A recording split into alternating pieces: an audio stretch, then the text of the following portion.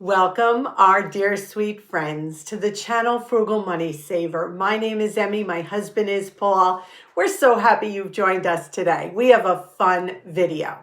We're going to be sharing something new we are doing to give back and to save money at the same time. We are going to be making a zero food waste recipe with bits and pieces of food we have from our pantry and freezer. And we're also going to show you how to repurpose an item. And hopefully the next person will repurpose it, and so on and so on. So let's get right to this video. First thing we want to talk about is our new way we are saving money and also giving back at the same time. So it's really a win-win. As you know, Paul and I love music. We love to go to concerts, to hear live music, see live performances. You get the idea. Well, we have a local theater that Paul and I support several towns over from here. And they put a call out that they needed volunteer ushers. Paul and I right away wrote in and emailed them and said, we would love to be able to do this.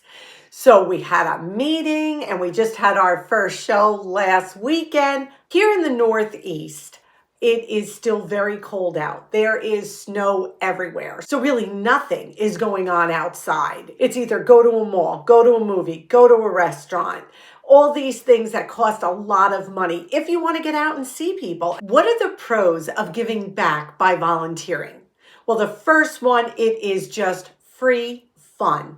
It is a great way to meet people, get out and socialize.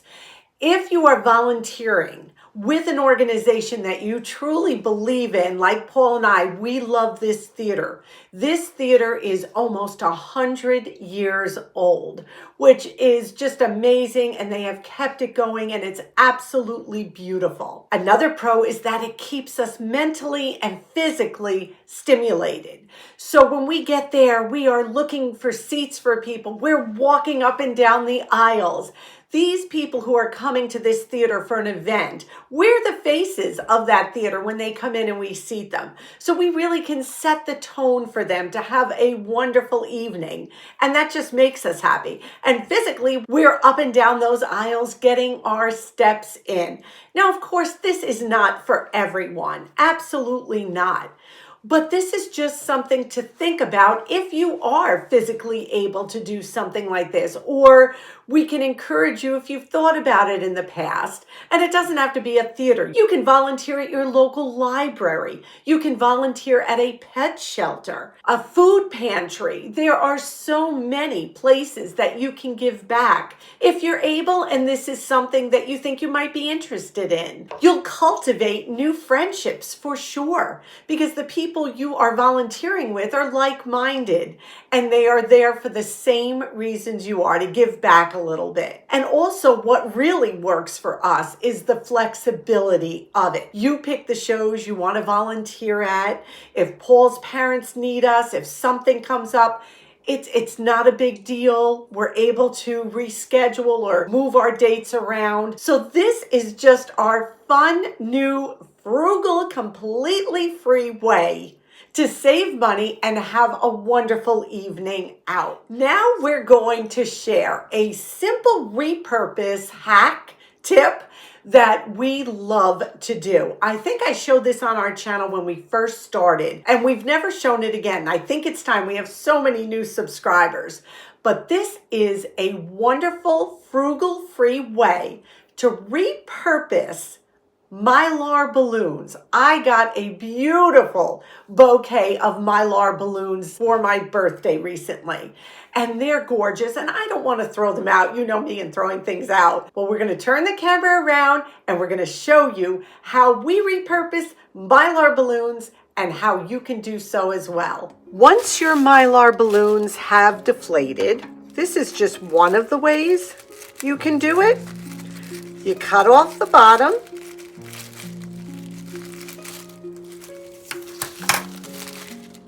And then you take the item you want to wrap, and I'm just going to show you how to do it with a book. You're going to just take the book or the item you're wrapping and gently put it into the hole that you cut out on the bottom and place it in the position you want to wrap it around. And I think I'm going to center it just like this. Got a little bit of tape, so I'm going to flip it over, and you're just going to go about taping this as you would if you had regular wrapping paper. We're going to fold over our ends, and this is going to come together so beautifully. What's so neat about this as well is you also can do odd shaped items because it's round. So stuffed animals, this is great for. Of course, you're going to want to keep the Mylar out of reach of children, just like any kind of plastic like this. But look at how beautiful this looks. And when you take it apart, it's not going to rip. It's going to come right apart. So hopefully they will reuse it again. And it's a great way to keep these balloons out of the landfill and really make a beautiful presentation of a gift. Isn't that fun? It looks so pretty, and hopefully the people you pass that gift on to will use that Mylar balloon again, and we keep going with it. It is such a great way to spruce up a package, make something look festive, and again, we're keeping things out of the landfills, which is so important.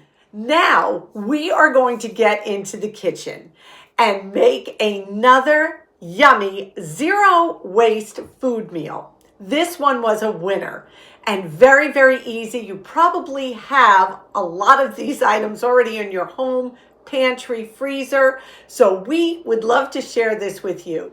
One of my favorite ways to cook is to look around, see what I have that needs to be used up, and just create a mouth-watering pantry meal with just items that I have already in the home. First thing we're going to use in this dish is leftover turkey breast with gravy from Thanksgiving. I defrosted it in the refrigerator last night, so we're going to cut this up. I have half of a puff pastry sheet that I am defrosting, and we're going to use this. I buy puff pastry at Christmas time when it goes on sale for $1.99.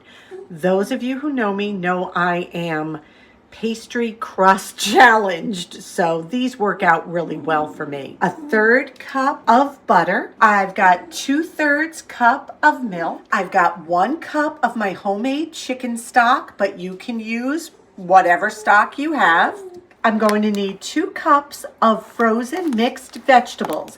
I took these out of the freezer and they're defrosting, and what I'll do is use these in the next couple of days, but I need 2 cups of these. If you look at the date, these are from July 20th. Look how vibrant and beautiful they are. What we do is when we get them home from the supermarket in their regular bags they sell them in, we always food savor them. Look at how beautiful these are from July. We're going to use about 1/3 cup of onion, about 1/2 cup of celery chopped, little black pepper, little garlic powder, and a little bit of salt. I melted the 1/3 cup of butter in my stock pot, and now we're going to add our chopped onions and our chopped celery. And we're just going to cook this over medium heat for about 5 minutes, sauteing, turning, just getting those onions translucent and that celery a little soft. Instead of using garlic powder, I am going to just add a clove of fresh garlic. It's just going to elevate the taste that much more. These are almost done sauteing, so we're just going to cook that garlic with them for about 30 seconds. This sauteed for 5 minutes. One of the ingredients I forgot to show you was 1/3 cup of flour, and I am going to add that in right now. I'm going to add in some black pepper, little pinch of salt, and I just lowered my temperature to medium-low. And now I'm just going to cook the flour for about a minute. You don't want that flour to be raw. You want it to taste nice and toasty. Now I'm going to take our 1 cup of chicken stock that I had in the freezer and our 2/3 cup milk. We are going to just whisk this together. It's going to be nice and thick. Okay, this cooked for about 5 minutes, and I keep turning it. It almost looks like mashed potatoes. You know, we keep it real. Now I have my 2 cups of frozen vegetables that I just ran under water, and we also added our 2 cups of cooked turkey. And we're just going to heat this all through. This is thick. Paul does not like soupy food, so this is a little on the thick side. You can always make it thinner with more milk. We removed our filling from the heat and set it aside for a minute. I took my piece of puff pastry that has now defrosted, and I'm just going to roll it out a little bit. Then I'm going to take a knife, and I'm just going to cut a couple strips. So I have my butter wrapper, and I'm greasing a 9-inch square pan. I transferred our filling into the 9-inch square pan, and I'm just taking a little bit of Romano cheese and I'm going over the top. You do not have to do this by any means. I'm just kicking up this flavor a little bit. Now, Paul is actually the one who is going to make the lattice top. So here I am trying to do the lattice top. So I'm going to start right here.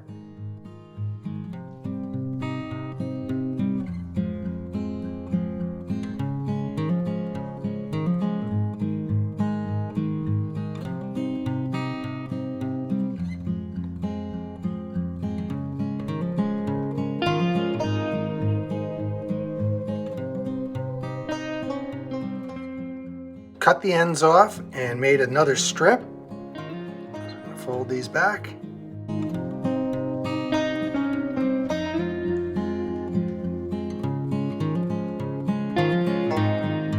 Can I just tell you, sometimes Paul surprises me. I had no idea he knew how to do this.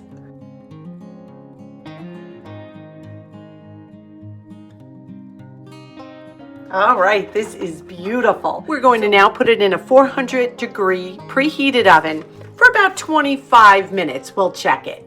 This just came out of the oven. It cooked for 30 minutes. It looks wonderful. We are going to dish this up. Let's see how it is. Oh, this pastry is so crispy. Oh, look at this. This is going to be so good, and it's so fun that we used up bits and pieces and leftovers. That's the way to do it. That recipe was a total win. Paul approved? Paul approved. Now, he is not one for like really creamy, soupy kind of dishes. He's not. So I knew when I was making this, I needed to make it a little thicker. I would have loved it a little creamier, but it was delicious. So what you can do is just add a bit more milk, like I said in the instructions, and that will definitely thin your roux out, thin the filling out, and make it super creamy and delicious. Now, today's question of the day. This is going to be a question that I hope will encourage Paul and I, and especially me. Those of you who watch TV, how much TV do you watch on an average per day, per week? Those of you who don't watch TV and don't even own a TV, how do you handle the long nights? I mean, I know keeping busy is great. Sometimes at night we're tired and we just like, we'll pop a movie in and just kind of veg. So what do you all do to wind down at night without a TV or with less TV watching?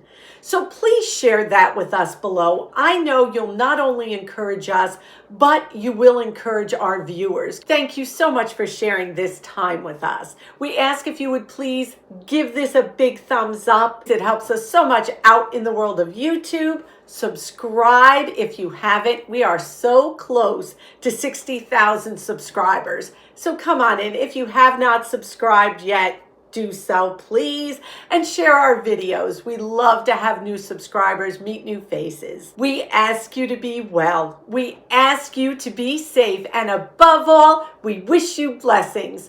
Until our next video, may God greatly bless you.